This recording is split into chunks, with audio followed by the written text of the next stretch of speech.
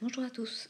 Donc d'abord je tiens à vous présenter tous mes voeux pour cette année, qu'elle vous apporte plein de belles choses, à commencer par une belle réussite au baccalauréat et dans tout ce que vous entreprendrez.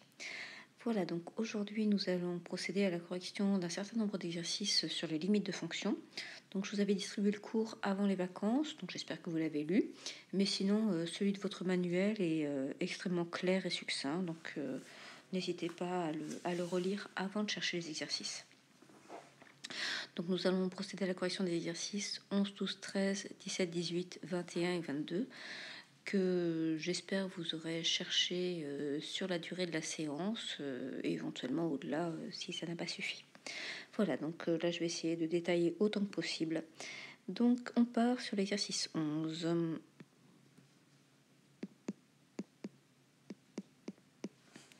11 page 237.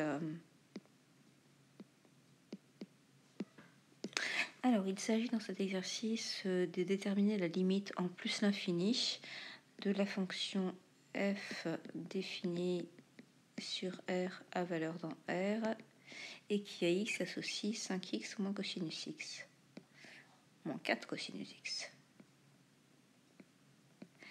Et on cherche la limite en plus l'infini.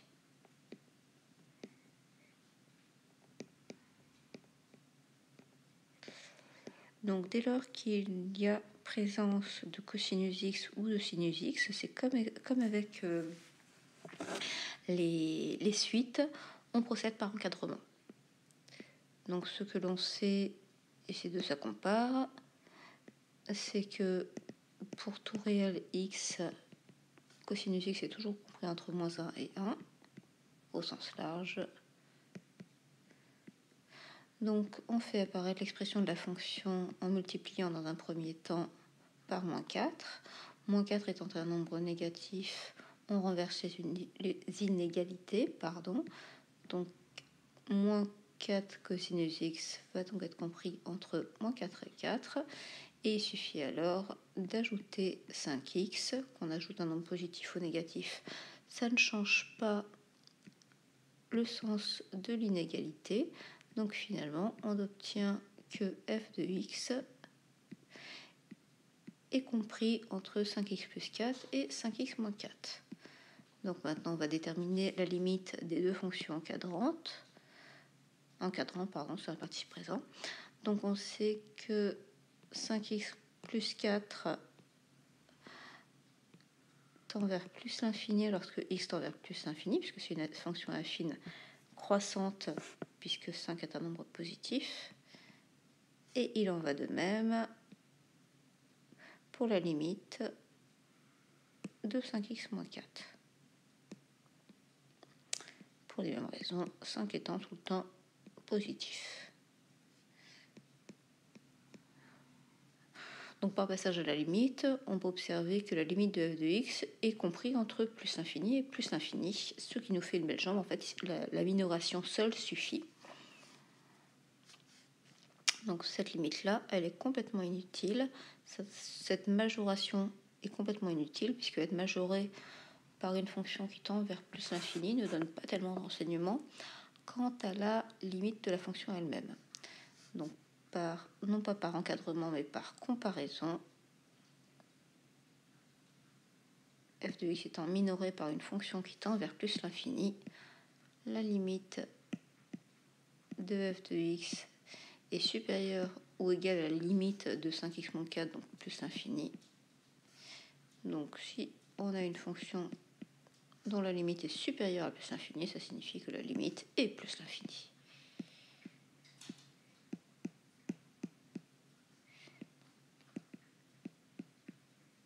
Et voilà pour ce premier exercice. On va donc passer à l'exercice 12. Donc, il nous est donné, je change de page.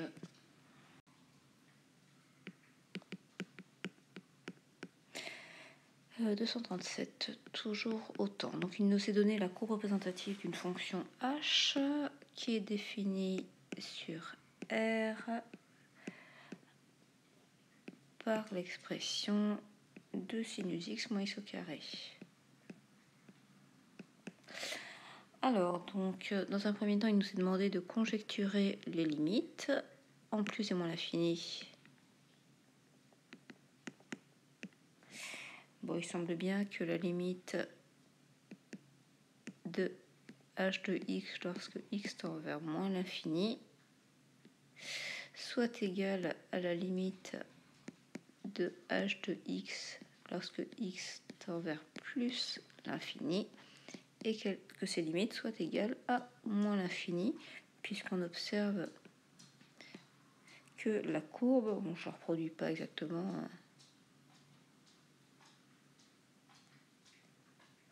ah non, pardon, elle touche, elle semble atteindre 0, hop, mais en tout cas c'est lorsque x tend vers plus l'infini, h de x tend vers moins l'infini, et pareil, lorsque x tend vers moins l'infini, h de x semble tendre vers moins l'infini. Donc les images semblent être aussi négatives que possible, enfin que souhaité.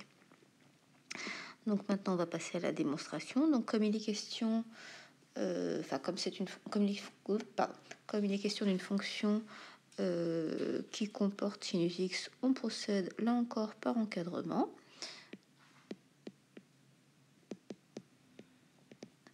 Donc ce que l'on sait, c'est que pour tout réel x, sinus x est toujours compris entre -1 et 1.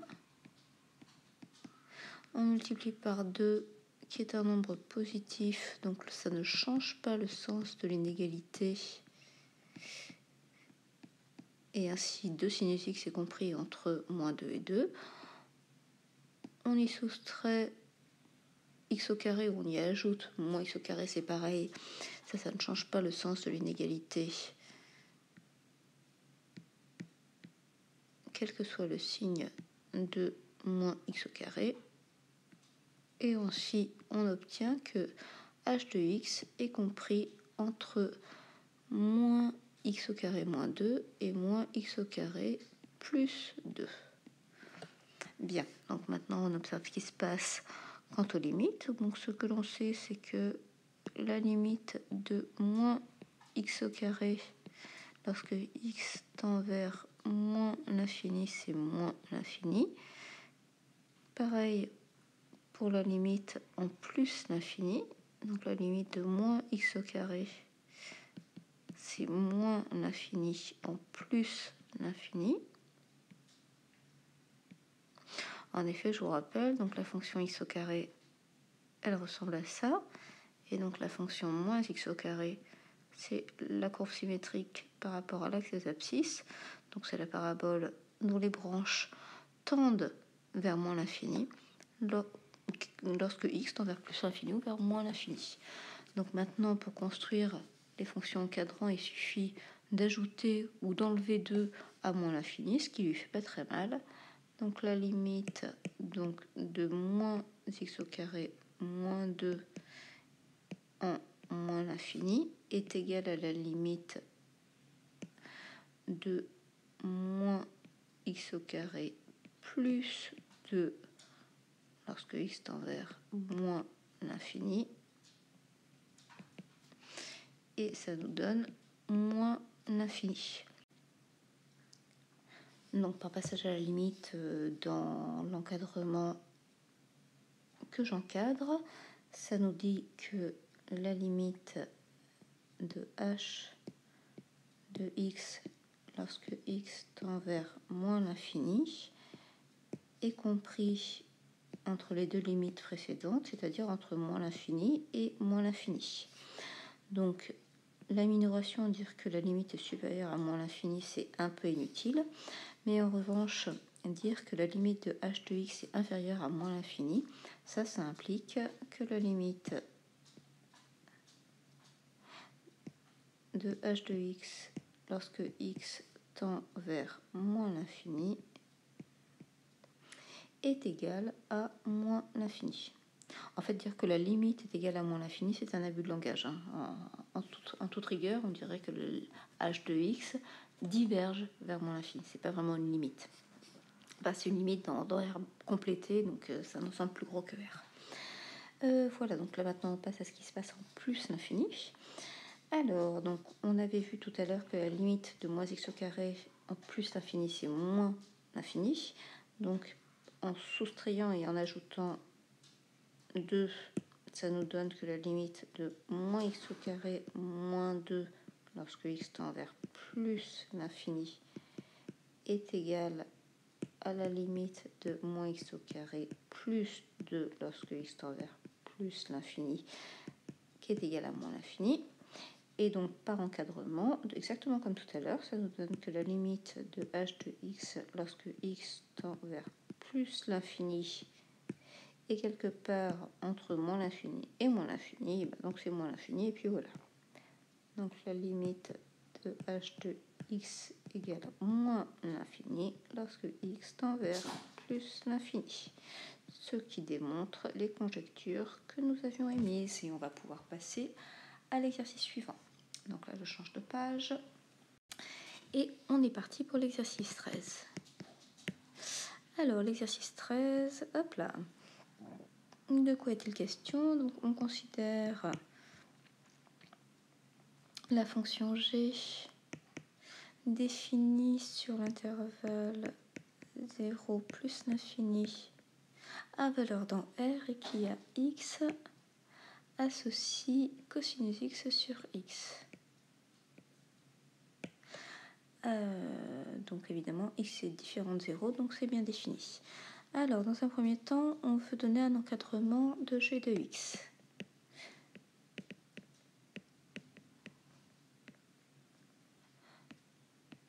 Bon bah, on voit un cosinus x, donc on encadre. Donc pour tout x strictement positif, comme c'est valable pour tout réel, a fortiori c'est valable pour tout réel strictement positif, on sait que cosinus x est compris entre moins 1 et 1, et on divise par x qui est un nombre strictement positif, donc ça ne change pas le sens de l'inégalité, et on va donc ainsi pouvoir en déduire que cosinus x sur x, donc g de x, est compris entre moins 1 sur x et 1 sur x. Donc maintenant, on va passer à la limite dans cet encadrement. Donc ce que l'on sait, c'est que la limite de la fonction inverse, c'est 0 lorsque x tend vers plus l'infini. Donc par passage à l'opposé, la limite de moins 1 sur x lorsque x tend vers plus l'infini, c'est également 0. Et donc la fonction g de x est encadrée entre deux fonctions qui tendent vers 0 en infini. Et donc, par le théorème d'encadrement, dit des gendarmes si vous préférez,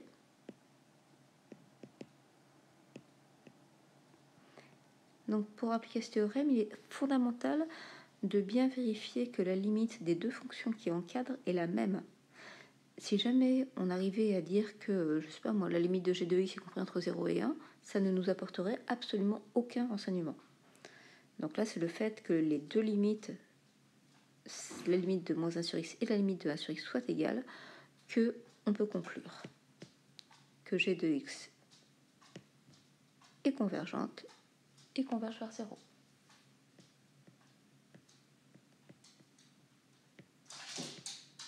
Enfin, la fonction g est convergente, pardon. Tac. Voilà. Donc, comme cosinus x oscille, en fait, on doit avoir, enfin, j'ai pas fait la représentation graphique, hein, mais on doit avoir que la fonction g, elle est comprise entre la fonction 1 sur x et moins 1 sur x. Et elle oscille certainement entre les deux valeurs. Alors, je ne sais pas exactement ce qu'elle fait, hein, notre fonction. Bon, je vais la faire à cosinus de pi sur 2. Cosinus de pi sur 2, c'est 0. Donc en pi sur 2, on est sûr qu'elle est égale à 0. Donc elle doit faire grosso modo quelque chose comme ça. Donc il y a une oscillation régulière, mais amortie. Au début, je ne sais pas ce qu'elle fait, parce qu'elle doit exploser plus ou moins 0. Voilà. Ouais, elle doit tendre vers plus infini. Enfin bon, peu importe. En tout cas, c'est ce qui se passe en plus infini qui vous importe. Donc ça, c'était l'exercice 13. Et ben voilà, donc on passe à la suite. Donc on passe à l'exercice 17. Alors, l'exercice 17, de quoi est-il question? Donc, c'est la fonction, c'est limite d'une fonction polynomiale. Le 17, page 239. Donc, on considère la fonction f qui est définie sur R à valeur dans R et qui à x associe moins x puissance 4, pardon, plus 3x plus 1. Alors, on va regarder ce qui se passe en plus infini. Bon, bah d'abord, on va essayer de le faire naïvement, comme il nous est demandé. Donc, la limite de moins x puissance 4 lorsque x tend vers plus l'infini. Donc, x puissance 4 tend vers plus l'infini, donc moins x puissance 4 tend vers moins l'infini. Et la limite de 3x plus 1, c'est une fonction affine croissante. Donc, lorsque x tend vers plus l'infini, ça tend vers plus l'infini. Donc, c'est bien d'avoir en tête les courbes représentatives des fonctions de référence. Donc, moins x puissance 4, ça a la même allure que moins x au carré. Et 3x plus 1, c'est une fonction affine croissante qui s'annule en moins 1 tiers et qui vaut 1 en 0. Donc, elle a cette allure-là.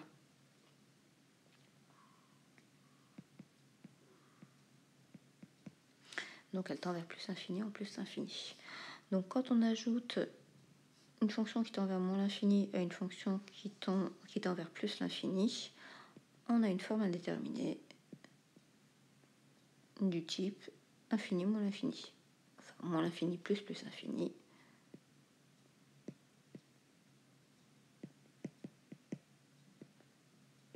Parce qu'on ne sait pas quel infini remporte. Si c'est plus l'infini ou moins l'infini, ou si les deux infinis sont équivalents. Donc ça veut dire qu'il faut procéder autrement, et donc on va transformer l'écriture et on va factoriser par le terme de plus haut degré. Donc ça marche quasiment tout le temps pour les polynômes ou pour les fonctions rationnelles. Ça marche même tout le temps pour les polynômes et écriture ou pour les fonctions rationnelles, c'est le quotient de polynômes. On factorise par le terme de plus haut degré. En l'occurrence, on peut factoriser par moins x puissance 4 ou par plus x puissance 4, ça n'a aucune importance. Le résultat nous donnera la même chose. Donc, on va pouvoir écrire que f de x, c'est x puissance 4 facteur de moins 1 plus 3x divisé par x puissance 4, donc 3 sur x puissance 3, plus 1 sur x puissance 4. Alors, ce que l'on sait, c'est que la limite en plus l'infini de x puissance 4, c'est égal à plus l'infini. La limite de 1 sur x puissance 3, c'est égal à la limite de 1 sur x puissance 4, c'est 0, lorsque x tend vers plus l'infini. 1 moins 1 plus une quantité qui tend vers 0 plus une quantité qui tend vers 0, la parenthèse tend vers moins 1. Le facteur x puissance 4 tend vers plus l'infini. Donc finalement, notre expression, c'est produit une fonction qui tend vers plus l'infini multipliée par une quantité qui tend vers moins 1. Donc elle admet pour limite moins l'infini. Donc je suis obligée de changer de page. Paf. Donc par produit,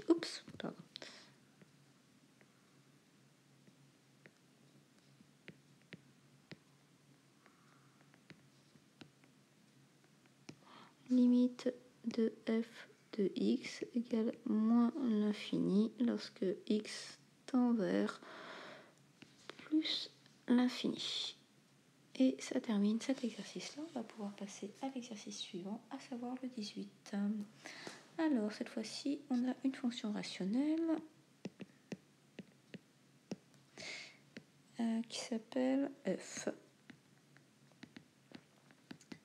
qui est définie sur moins 1 plus l'infini à valeur dans R et qui a x associe 4x plus 5 sur x plus 1. Donc du coup, elle est définie sur un ensemble pour lequel son dénominateur est toujours strictement positif, donc on est content. Alors, donc on doit chercher dans un premier temps la limite de en plus l'infini.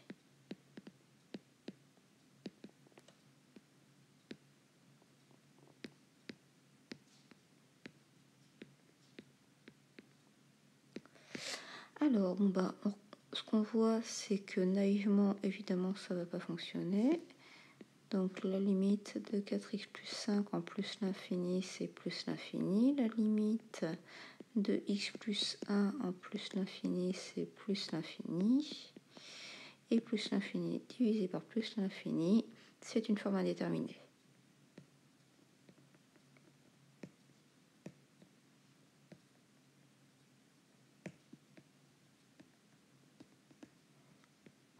Et donc, il va falloir factoriser. Donc, on transforme l'écriture en factorisant.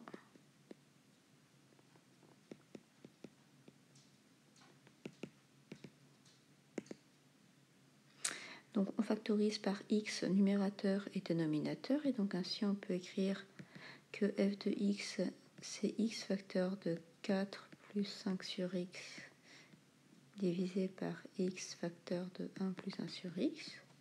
Comme x n'est pas égal à 0, on peut simplifier. Et donc, on a ainsi transformé l'écriture de f. Donc, maintenant, on regarde la limite du numérateur et du dénominateur. Donc, ce que l'on sait, c'est que la limite de 1 sur x, lorsque x tend vers plus l'infini, est égale à 0. Donc, en multipliant par 5, la limite de 5 sur x est égale à 0. Et donc, la limite de 4 plus 5 sur x, c'est 4. La limite de 1 plus 1 sur x, c'est 1. Et donc, par passage au quotient, oui, par quotient, la limite de f de x en plus l'infini, c'est donc 4 divisé par 1, donc 4. Donc là, on a affaire à une limite finie. Et donc, si on nous demandait l'interprétation graphique de cette limite, ça signifierait que la droite d'équation y égale 4 est asymptote horizontale à la courbe représentative de f en plus infini.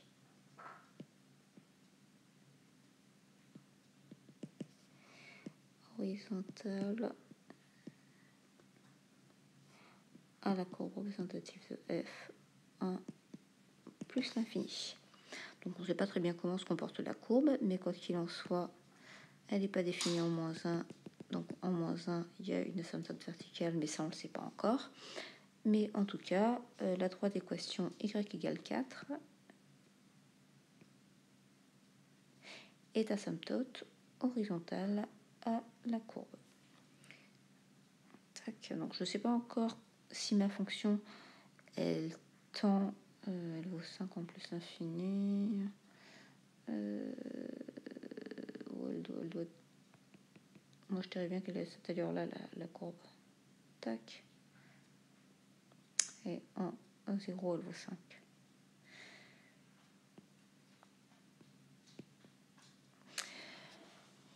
Voilà.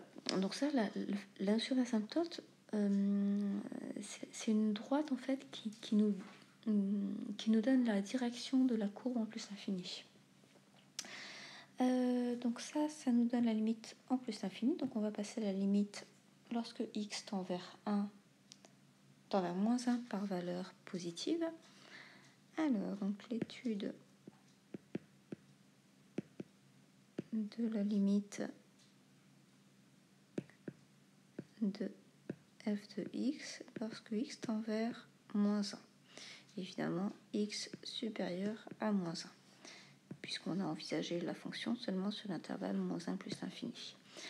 Alors, donc on va regarder ce qui se passe au numérateur. Donc la limite de 4x plus 5, bon là il n'y a aucun problème. Lorsque x tend vers moins 1, 4x plus 5 tend vers 4 fois moins 1 plus 5.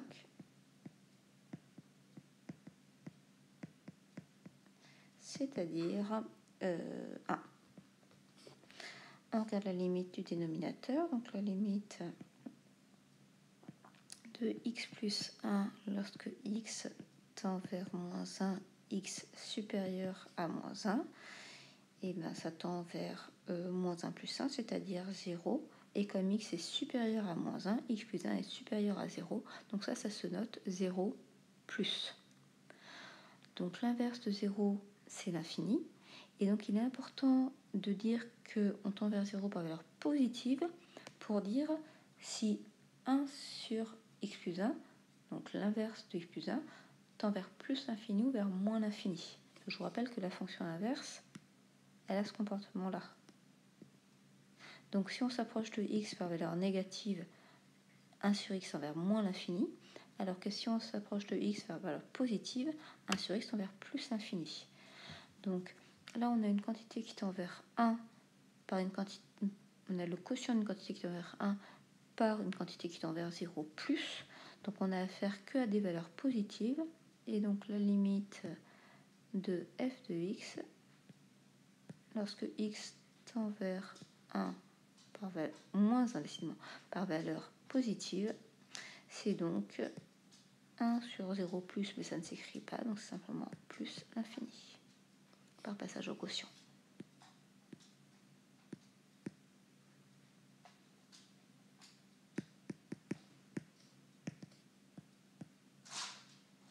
Et ça termine le 18. On va donc pouvoir passer au 21. Le 21. Donc là, il me faut... Alors, le 21.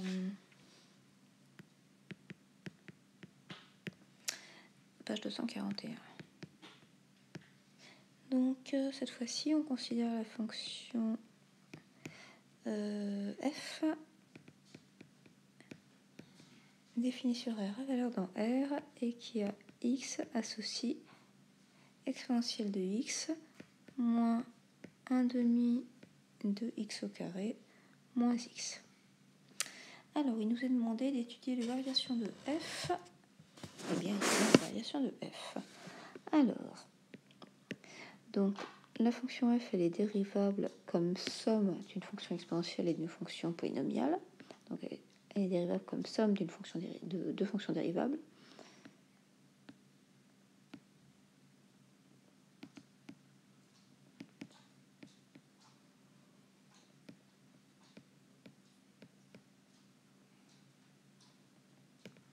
Donc, si on appelle f' sa dérivée,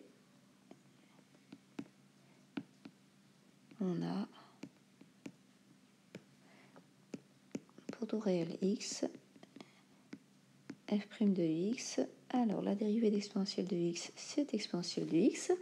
La dérivée de moins 1 demi de x au carré, c'est moins 1 demi fois la dérivée de x au carré, donc fois 2x, moins la dérivée de x, donc 1. Et donc finalement, f' de x, c'est exponentielle de x moins x moins 1. Donc pour connaître les variations de f, il faut connaître le signe de f' de x.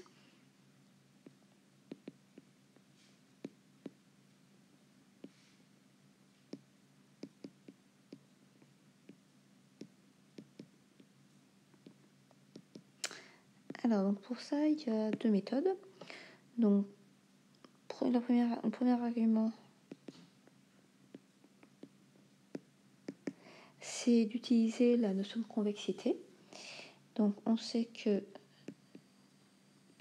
la fonction exponentielle est convexe. Donc sa courbe représentative est au-dessus de chacune de ses tangentes.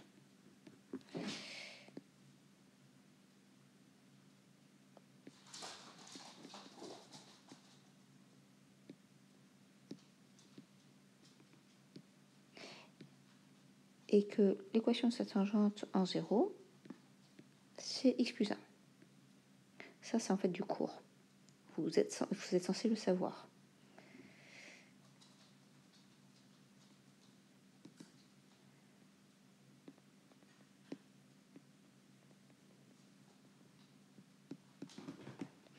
Donc, je vous rappelle, dans l'équation de tangente, l'équation de la tangente en 0, c'est f' de 0, x moins 0, plus f de 0.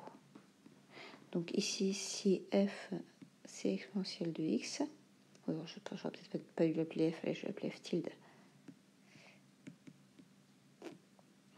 Sa dérivée, c'est elle-même. Et donc finalement, l'équation de la tangente en 0, c'est y égale exponentielle de 0, donc 1, facteur de x moins 0, donc facteur de x, plus exponentielle de 0, c'est-à-dire 1. Donc la courbe représentative de la fonction exponentielle, elle est au-dessus de chacune de ses tangentes, et donc notamment de sa tangente en 0, qui est y égale x plus 1. Alors, donc ça nous dit que f' de x est de signe toujours positif. Donc la deuxième méthode qu'on aurait également pu employer,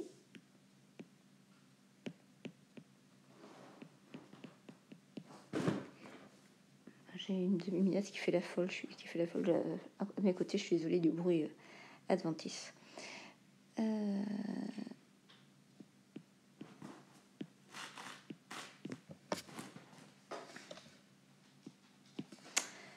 Donc la deuxième méthode qu'on aurait pu employer, c'est simplement étudier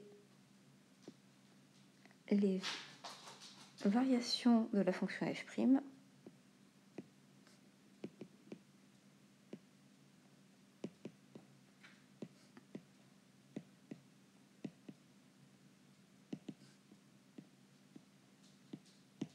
Pour cela, on la dérive.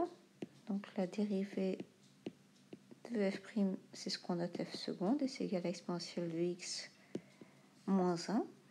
Alors la fonction exponentielle de x est strictement croissante et elle vaut 1 en 0. Donc si x est supérieur à 0, l'exponentielle de x est supérieure à 1, donc l'exponentielle de x moins 1 est positif. Exponentielle de x est égale à 1 en 0.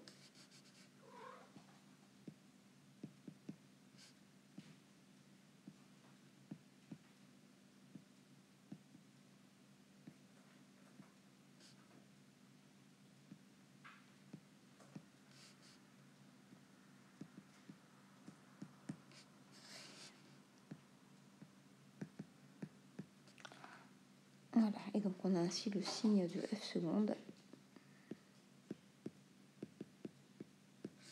qui est positif pour les valeurs positives de x et qui est négative pour les valeurs négatives de x. Donc ainsi on en déduit le sens de variation de la fonction f' qui est décroissante sur R- et croissante sur R+. f' de 0, c'est exponentielle de 0, moins 0, moins 1, donc c'est 0.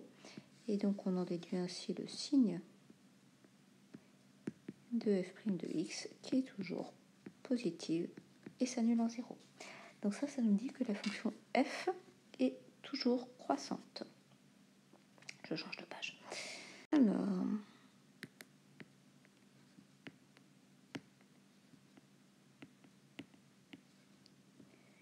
donc le signe de f' de x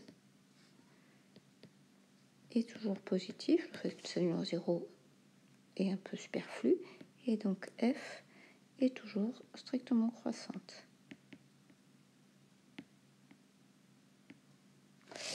Alors, voilà, et en déduire le signe. Alors, f de 0. F de 0, ça nous donne quoi? Exponentielle de 0 moins 1 demi fois 0 au carré moins 0. Ça nous donne 1. Donc en 0, elle vaut 1. la limite en moins l'infini, exponentielle de x lorsque x tend vers moins l'infini, c'est 0. Moins 1 demi de x au carré tend vers moins l'infini. Moins x, on ne sait pas. Enfin, ça tend vers plus l'infini, mais donc là, on a une forme indéterminée. Donc, la limite de l'exponentielle de x lorsque x tend vers moins l'infini, c'est 0.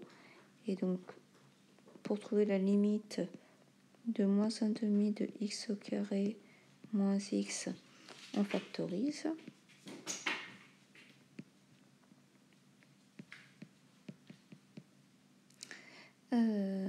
Plus 1 sur x, moins 1 sur x. Et on veut la limite en moins l'infini. Alors, x au carré tend vers plus l'infini. 1 sur x tend vers 0, donc la parenthèse tend vers moins 1 demi, pardon. Et donc, le produit tend vers moins 1 demi fois plus l'infini, c'est-à-dire moins l'infini. Donc, la limite f de x, c'est moins l'infini par sommation.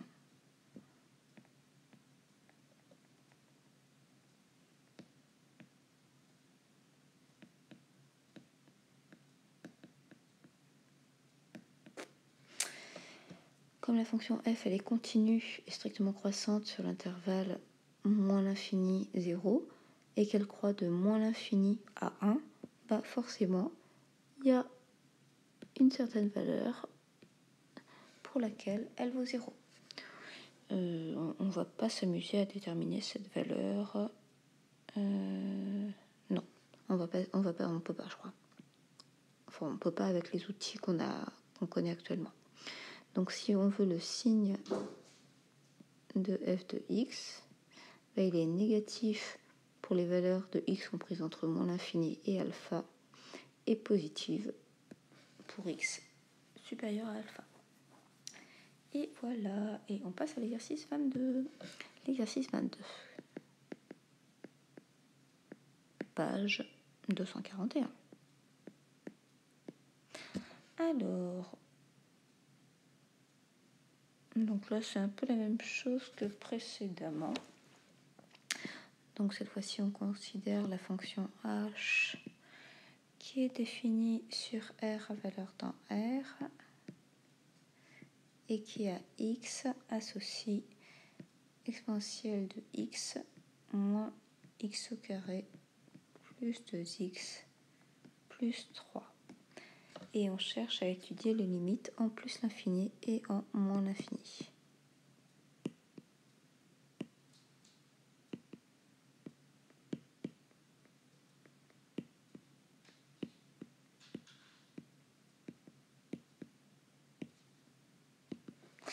Alors, en moins l'infini, alors l'exponentielle de x en moins l'infini, c'est 0.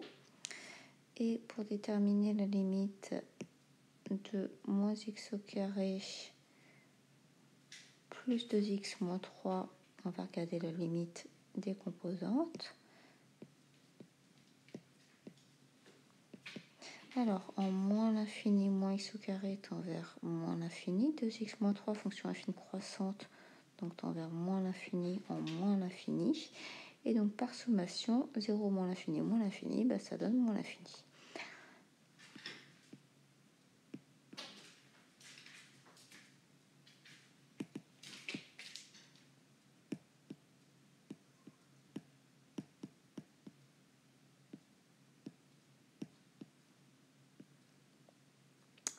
Voilà, donc on va pouvoir passer à la limite en plus l'infini. Je vérifie juste que j'ai bien trouvé. J'ai bien trouvé la même chose.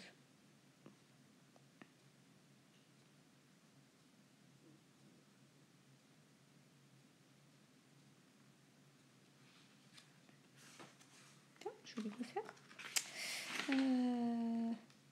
Oui, non, c'est bon. Alors, maintenant, on regarde la limite en plus l'infini.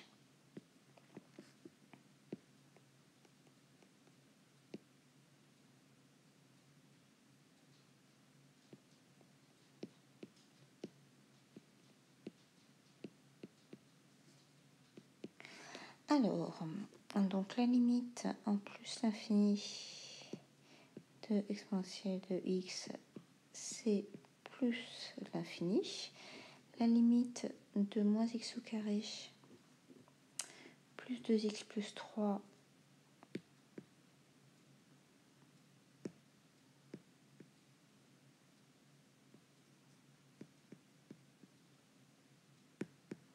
c'est donc la somme. Donc la limite de moins x au carré, c'est moins l'infini. La limite de 2x plus 3, c'est plus l'infini. Et donc, plus l'infini moins l'infini, on a une forme indéterminée.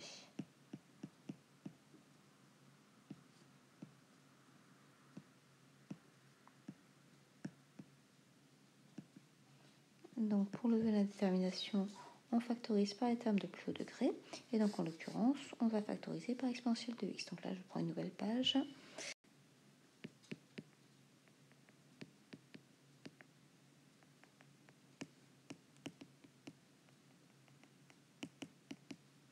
Alors, on a que h de x, c'est égal à exponentielle de x facteur 2. Alors, facteur de quoi? Facteur de 1 moins x au carré sur exponentielle de x plus 2x sur exponentielle de x plus 3 sur exponentielle de x. Alors, donc maintenant, on va regarder ce qui se passe pour les limites. Alors, la limite exponentielle de x, ça n'a pas changé tout à l'heure, c'est toujours exponentielle plus l'infini, pardon, en plus l'infini. Et ce qu'on sait, c'est d'après le cours, ce qu'on appelle une limite par croissance comparée exponentielle polynôme, la limite de n'importe quel polynôme, n'importe quel monôme donc, divisé par exponentielle de x, donc que ce soit x sur exponentielle de x, que ce soit x2 sur exponentielle de x, x3 sur exponentielle de x, ou une constante sur exponentielle de x, c'est toujours 0. C'est toujours le comportement d'exponentielle qui l'emporte sur une fonction polynomiale. C'est ce qu'on appelle par croissance comparée. C'est un résultat de cours à connaître.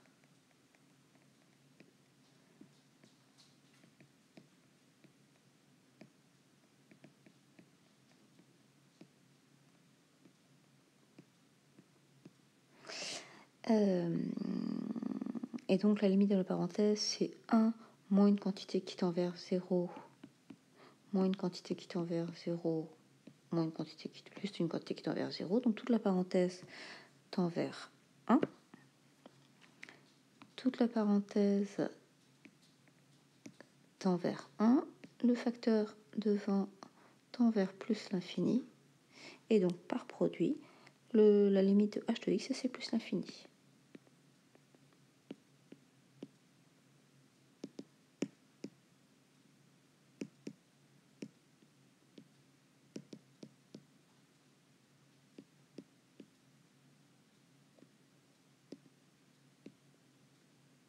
Et voilà. Et donc ça termine les exercices pour aujourd'hui. Donc j'espère que vous les travaillerez bien. Parce que là, sur les limites, on va aller relativement vite dessus, puisqu'on fera que 3 séances cette semaine. Et après, on embrayera sur la fonction ln qui devra aller tout aussi rapidement, afin qu'on rattrape un petit peu notre retard et qu'on soit prêt pour s'entraîner sur l'épreuve blanche qui est parue un petit peu avant Noël. Voilà, je vous souhaite une très agréable reprise, très agréable semaine, et donc à demain pour de nouvelles corrections. Bonne journée.